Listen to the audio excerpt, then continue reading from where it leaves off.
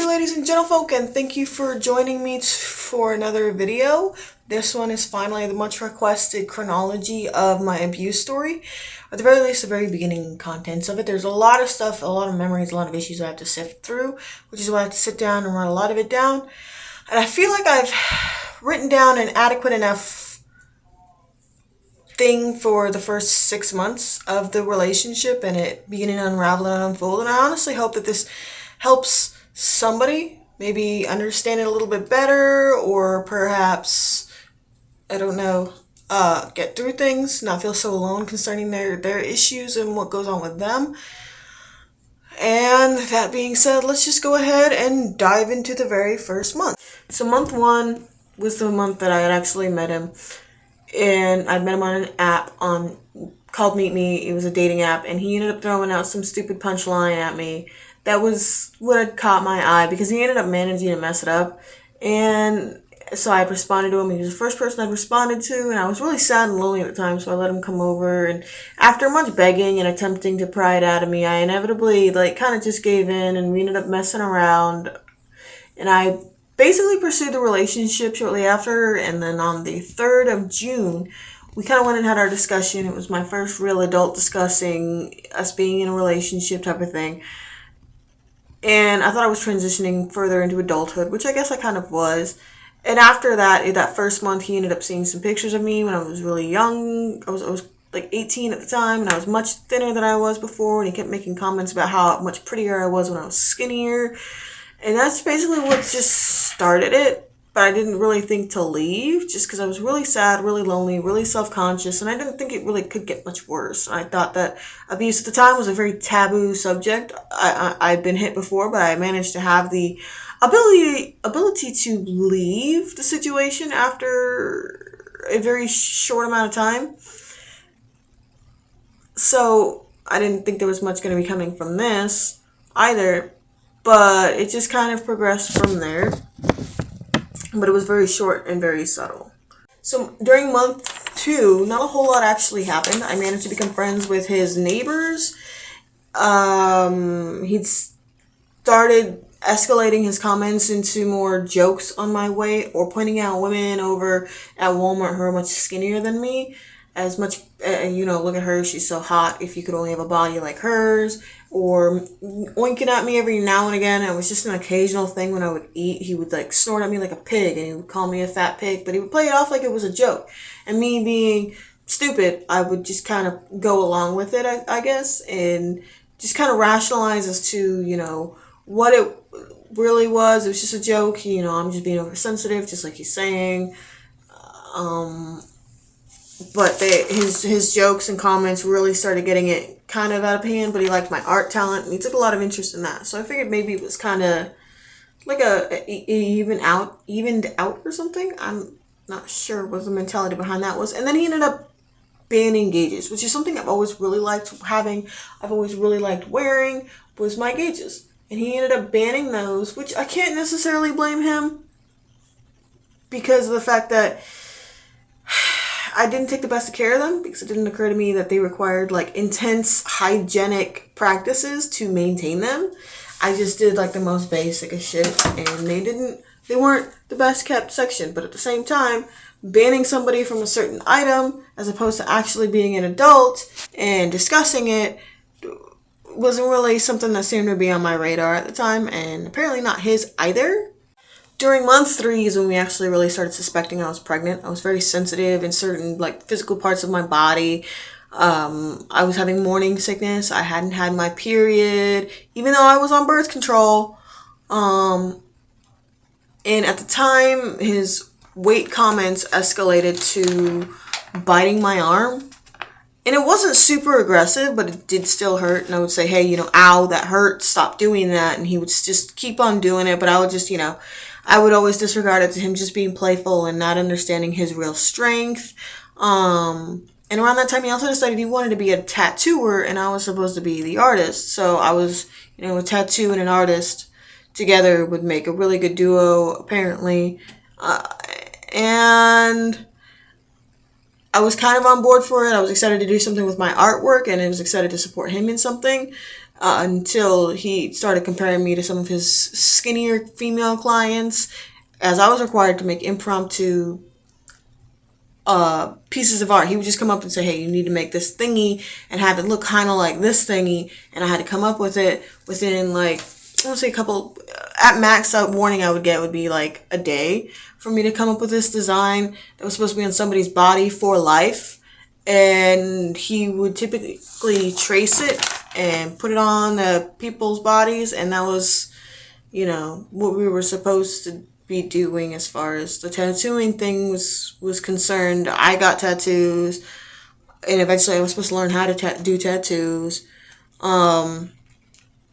And at the time, he also started really pushing for a threesome with this one specific chick he was giving a tattoo for, because she was open for it. I was not, and inevitably I relented, which, ladies, never relent when it comes to a threesome with somebody unless it's something you are absolutely comfortable with, because I was not. I did not have a good time. Basically, just watch them do it for like 5 minutes and then, do what I had to do to keep her happy and involved in the situation. And it was just a horrible, horrible experience. But I let him have his experience, and he was excited about it. And I didn't think I'd have to ever really do it again, which I was fine with. Again, not having to deal with it anymore. And so, yeah, that was basically the brunt of month 3. It was just me getting suspected of being pregnant, going around, taking a bunch of pregnancy tests, finding out I was in fact pregnant, and then a pushed threesome, and him deciding he was going to be a tattoo artist. So that's the TLDR for that. So now it's basically month 4 into this relationship, and we completely confirmed that I was in fact pregnant. We'd gone to a woman's choice, and I got an ultrasound. And there was a human heartbeat in there, and it was surprising because I had birth control, but apparently that didn't matter, because apparently it doesn't matter. So, around that time, Hurricane Irma had taken place. It was about September at this time, so Hurricane Irma had taken place, and was fixing to get ready to start up. Let's see. During Hurricane Irma, or just before Hurricane Irma, we got a car because we confirmed we were pregnant, so we went and told his whole family. We were able to go get a car. I can't remember if we got help or if we just happened to have enough money saved up. I don't remember how that happened.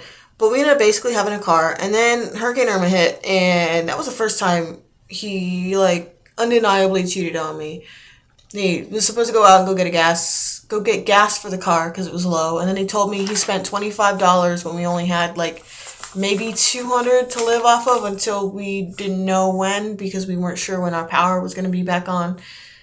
That he'd spent $25 on a Backpage woman to give him oral.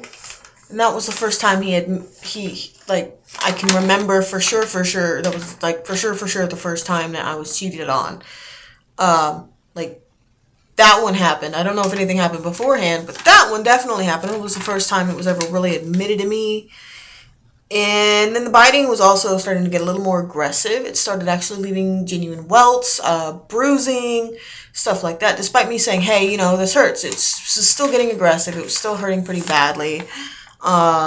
He started escalating, you would be a lot prettier if you were skinny, ha ha ha, to you're just a fat fucking pig, it's gross. Or he would grab my stomach and jiggle it really hard, like, what the hell, dude?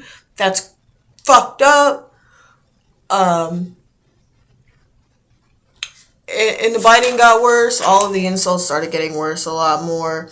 He started gently hitting me. It wasn't even proper hitting. It was just gentle jabs, gentle shoves, or nudges into the wall, or whatever, whenever I was in his way. And he would get kind of a little more aggressive than he needed to be. When you're playing with your significant other, you're like, oh my god, move, shut your face, blah, blah, blah.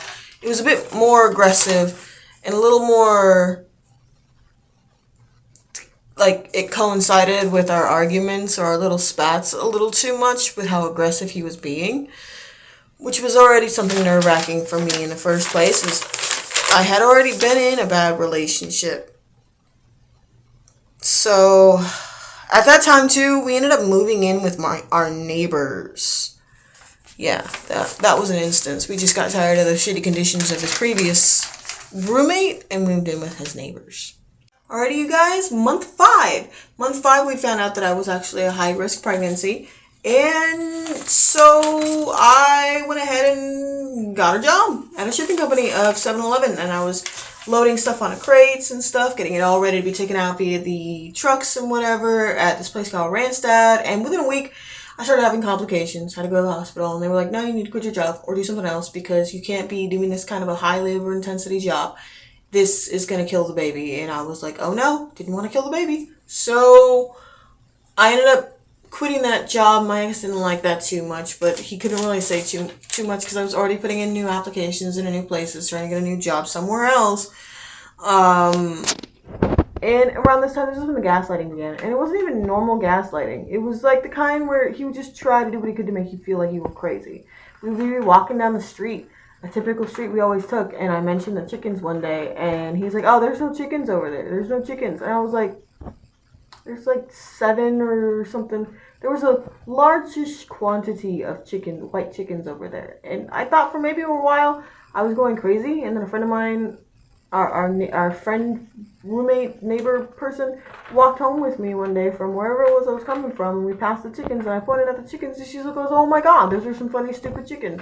Because they were being funny and stupid. And that kind of confused me, but I kind of brushed it off and forgot about the situation almost immediately after it happened and the whole contents surrounding it. The tests also began where I would bring up an inconsistency in his story of his life and the life he lived, and he would be like, oh, that was a test and you failed it. And I was confused because I pointed out an inconsistency and that should have shown that I was paying attention and interested, but apparently that didn't. It was just his way of basically saying, stop pointing out the fact that I'm lying. And it never clicked until, I think, a while later.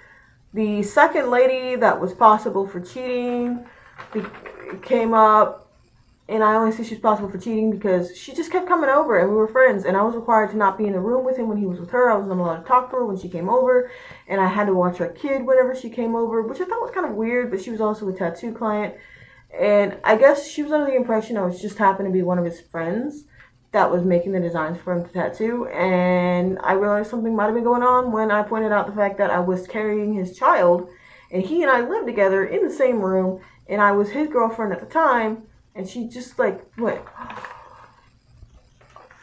oh my God. And I was like, yeah. I don't know what you thought was going on, but that's what's going on with me. What's up? And after that, I wasn't really allowed to talk to her anymore. And I did get chided because I ended up quote unquote, ruining his friendship with her, which I never understood. But I understood now.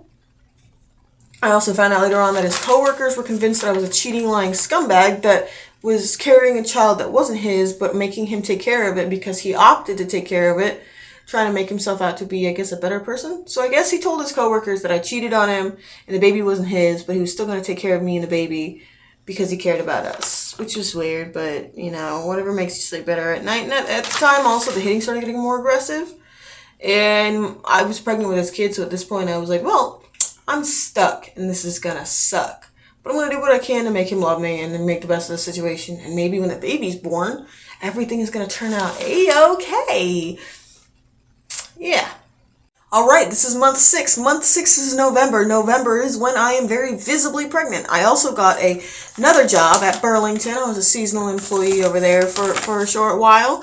The biting, he finally stopped biting. And he stopped biting because the security lady over at the bus terminal where I was taking the buses to work from had come up to me and was asking if I was in a safe environment and blah, blah, blah, and pointed out the bruises and whatever. And when I addressed it, brought it up to him, he finally stopped biting me. The third possible woman he was cheating on me with, which I also, once again, later found out and was confirmed he was cheating on me with her, we'll call her Loney for purposes, she started coming around. She was around for a little while concerning the pregnancy, and found out about, she worked with him. She found out that he was kind of full of crap concerning me cheating on him but she still didn't fully, she suspected it, but she didn't fully believe it from what I was told. And he started developing new insults. Just, it wasn't insults about my weights as much. It was more also about how I cooked, how I kept house, how I wore my hair, and the fact that I wore beanies all the time, allegedly perpetrating a fraud, because only people who wear beanies are scene kids, emo kids, and goth kids who are very traumatized, very sad people, and I was too optimistic at the time, so me wearing the beanie, I perpetrated a fraud, all that crap. I found out he still hadn't gotten over his ex. We're going to call her Anna for name purposes. He had not gotten over her. He was still fawning over her greatly. And then was also repetitively talking about, if you would look like her, you would be perfect. Which was ridiculous because we not only had a completely different body type, we had a very different bone and skeletal structure. Like, her torso in proportion to her legs was longer than my torso in proportion to my legs, I do believe. Maybe it was the other way around. I don't remember. I also found out that he got drunk or something like that, and he was being really sad. He didn't drink very often. But at this particular moment, I do believe he had been drinking and was very sad and told me about how if the baby dies, it's his fault because he went and told a bunch of people at his halfway house program thingy for not being considered a danger to... He was in some sort of a housing thingy, and during group meetings, he basically told everybody that he had a child, that he saw die, or it died in a womb, or something like that. There was a child, and it died, and he believes that karma was going to come back to get him. So if the baby dies, it's perfectly alright to blame him. And I also started finding out and realizing that there was a huge possibility that, despite him telling everybody that he had done meth at some point or another, it was a lie, and he had never actually done it. He was too scared to try it. Which, I can't necessarily blame anybody being too scared to try meth, but I found out that he was lying about that one, too. Which was something he had told everybody so he could try to fit in per having drug experience or something. I don't know. Month 7. Month 7 is December. December is coming to a close of 2017. We had ended up getting kicked out of our house and moved into our own place. Yay. And at the same month, I'd also lost my job at Burlington because it was considered seasonal. I was very visibly pregnant, and I wasn't operating at the speeds in which they wanted me to operate at. In this same month, I had developed the flu, I believe type B, and I had to take the bus by myself. I had to walk to the bus stop, take the bus by myself, got off at the wrong stop, walked a mile to get to the hospital, and almost collapsed at the desk. Come to find out I had a 103.7 fever. I had the flu type B or type 2, or maybe it was type A. I had one of the flus, and basically I tried to call him to get him to come up with me, and he refused to come up, and I later found out it was because the second girl I had suspected of him cheating on me with had come over to the house while I was gone and didn't know she was not supposed to be there. And when we got our own place, he had his friend move in with us for a time. He acted as a mediator for quite a few of our idiotic fightings. It's just me being upset. Like, we didn't have heating in the house. We just had basic electricity. So I turned the oven on to warm up the house, and we didn't have any ways of washing our laundry at the time. We were broke. We had no way to get to a laundry mat. So I went ahead and hand washed some clothes for him because he was talking about going to a friend's place. I hand washed some clothes for him and tried to use the oven to heat it. And I remember seeing my mom do this, but I wasn't doing it correct. Or I left it in there too long or something. I don't remember how, but I know I wasn't doing it right, and I ended up completely destroying the whole plan I had of him coming home to freshly washed, freshly warmed, freshly dried, clean clothes to go to a party in. And when he came home, the clothes had burned, and he just fucking lost his shit. Started screaming at me, yelling at me. He shoved me a couple of times, and then he went and did his own thing. And that was when he really started with the shoving. But at the same time, he also had this girl coming over who was better at playing house with him than I was, because me being pregnant, it was really difficult to move around, and my hips and pelvis were in constant pain. So I wasn't able to keep house as well as he had preferred. So he had this girl come over, and she played house in my house on the times that I was gone for the hospital. And that was, I think, my 2017 with him. The time I had in 2017 with him. I don't quite remember if there was some different things going on in between. But that was basically how it started. Like, as I'm sure you could tell, it was just a slow progression towards the abuse and towards the more violent things. It started out with like jokes and gentle nudging, and it escalated into shoving. And so far, that's where we're at in what has been happening so far.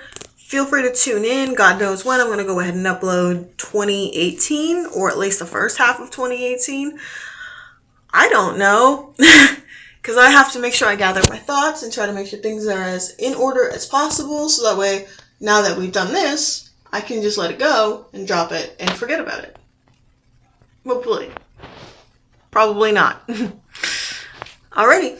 I will catch you guys on the flip side. And I hope you guys all have a wonderful day. And hopefully you can take away something from this video, or maybe help somebody else out with this video, making them not feel so alone. Just remember, you guys, if he hits you and you're supporting him and he treats you like shit, he is the scum, not you. Alrighty. And I will, with that, see you guys later.